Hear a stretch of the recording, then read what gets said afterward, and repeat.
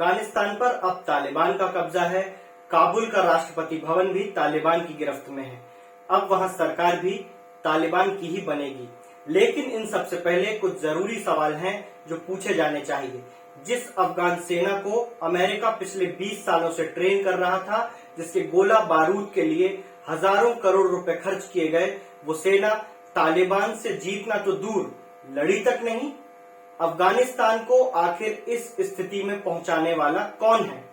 अफगानिस्तान की इस हालत के पीछे अफगानी सेना के अलावा Donald Trump, Joe Biden, Ashraf Ghani और तालिबान का हाथ है। लेकिन क्योंकि हारी सेना है, इसलिए सबसे पहले सेना की कमियों पर बात करते हैं।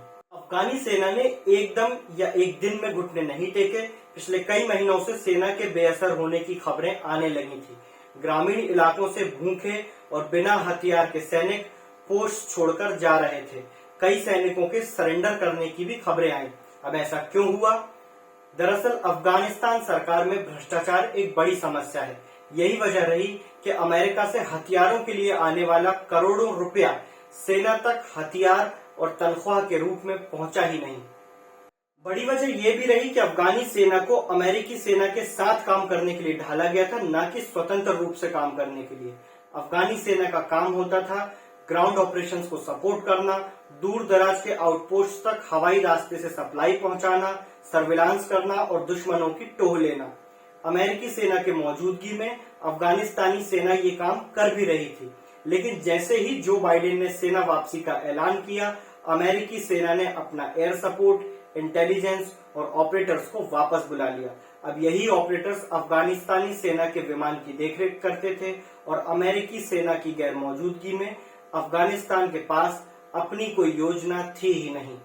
अफगानिस्तान को इस स्थिति में पहुंचाने वालों में राष्ट्रपति अशरफ गनी का भी नाम है। अमेरिकी सेना ने जब अफगानिस्तान से वापसी की तो अशरफ गनी के रवैये में कोई अफरा तफरी, कोई चिंता दिखाई नहीं दे रही थी। 15 अगस्त को जब तालिबान ने काबुल पर कब्जा कर लिया तो अशरफ गनी ने देश छोड़ दिया। अशरफ गनी को उनकी तुनक मिजाजी के लिए जाना जाता है।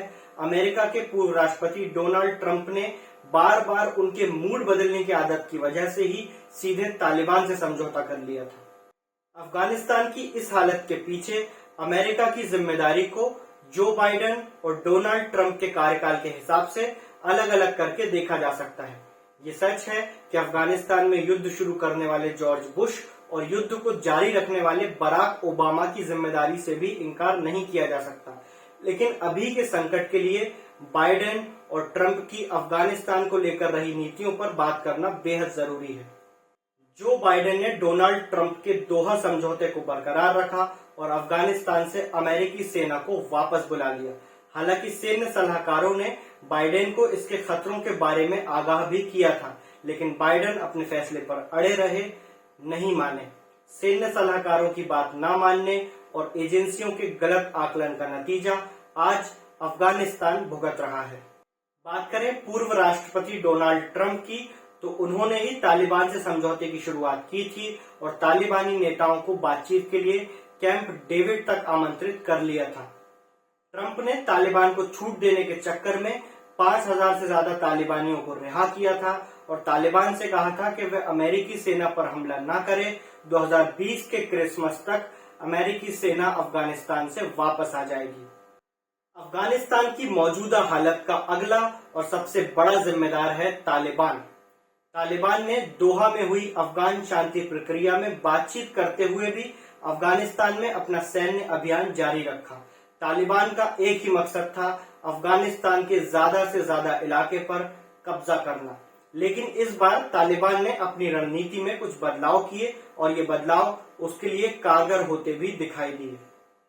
तालिबान इस बार अशरफ गनी सरकार या अमेरिका के साथ काम कर रहे लोगों को मार नहीं रहा था, बल्कि उन्हें अपने साथ मिला रहा था।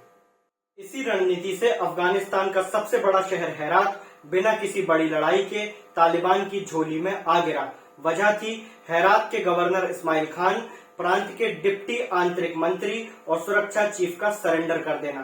तालिबान का दावा है कि इन सभी ने संगठन को ज्वाइन कर लिया है। तालिबान ने अमेरिकी सेना पर हमला न करके ट्रंप से किया अपना वादा निभाया और एक के बाद एक शहर अपने नियंत्रण में लेता गया। अफगानी पत्रकार बिलाल सरवरी ने पाला बदलने की एक और कहानी साझा की है। ट्विटर पर अशरफ गनी के पूर्व सहयोगी हुमायूं का एक वीडियो शेयर करते हुए सरवरी ने बताया कि किस तरह तालिबान ने काबुल पर कब्जे से पहले ही उन्हें पुलिस चीफ नियुक्त कर दिया था।